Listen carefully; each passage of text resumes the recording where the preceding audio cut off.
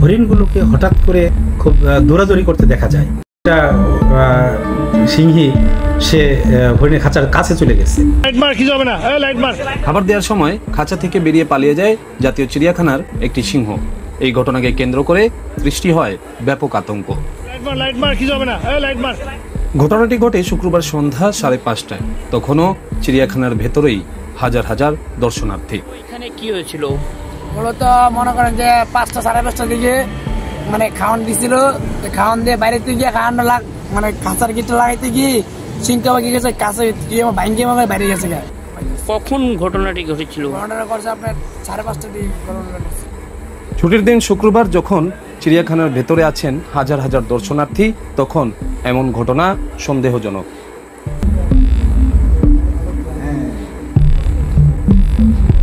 ঘটনার সত্যতা নিশ্চিত করে চিড়িয়াখানা কর্তৃপক্ষ জানিয়েছে, খবরটি পেয়ে সাথে সাথে ওই এলাকা থেকে সরিয়ে দেওয়া হয় দর্শনার্থীদের।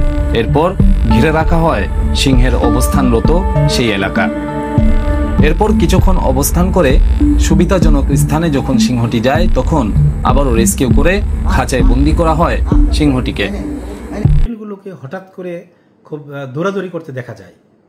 এটা দেখে আমার যে ওখানে নিরাপত্তা প্রহরী ছিল, সে খেয়াল করে যে কেন এরা দৌড়াচ্ছে। দেখতে পায় যে ওখানে একটা সিংহী সে হরিণের খাঁচার কাছে চলে গেছে। এটা দেখে সে তাৎক্ষণিকভাবে আমাদেরকে বিষয়টি জানায়। এলাকায় যে দর্শনার্থী ছিল, সেই দর্শনার্থীদেরকে এলাকা থেকে সরিয়ে দিই। আসলে দর্শনার্থীদেরকে আমরা সিংহটি খাঁচা থেকে বেরিয়ে গেল অথবা এই ঘটনায় কারো অবহেলা আছে কিনা সেই বিষয়টি তদন্ত করতে পৃথক পৃথক কমিটি করেছে জাতীয় চিড়িয়াখানা কর্তৃপক্ষ ও মন্ত্রণালয়।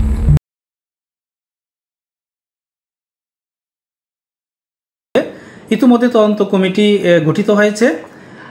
তদন্ত কমিটির রিপোর্ট 3 দিনের মধ্যে আমাদেরকে হস্তান্তর করবে, তারপর আমরা নিশ্চিত হতে পারবো এখানে সংশ্লিষ্ট যে অ্যানিম্যাল কেয়ারটেকার তার অসাবধানতা অথবা গাফিলাতি ছিল কিনা সেই বিষয়টি আমাদের খতিয়ে দেখতে হবে। ওখানে তালাটা খোলা ছিল, আমরা পরবর্তী যখন ঢুকাই তখন তালাটা আমরা খোলা পেয়েছি। সেই জন্য তার কোনো অসতর্কতা ছিল কিনা, অসাবধানতা ছিল কিনা, অথবা কেউ কোনো সাবোটেজ করলো কিনা, সেই বিষয়গুলো আমাদেরকে খতিয়ে দেখতে হবে।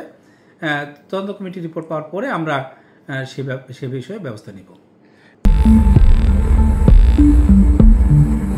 তদন্ত রিপোর্ট কবে হাতে পাবে কর্তৃপক্ষ, নাকি তদন্তর নামে এই ঘটনাও ধামা চাপা পড়ে থাকবে ফাইলের নিচে, এখন সেটাই দেখার অপেক্ষা।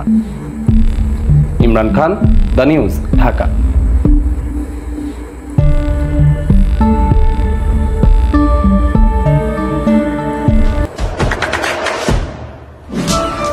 দেশে দেশে সবার সাথে দ্য নিউজ।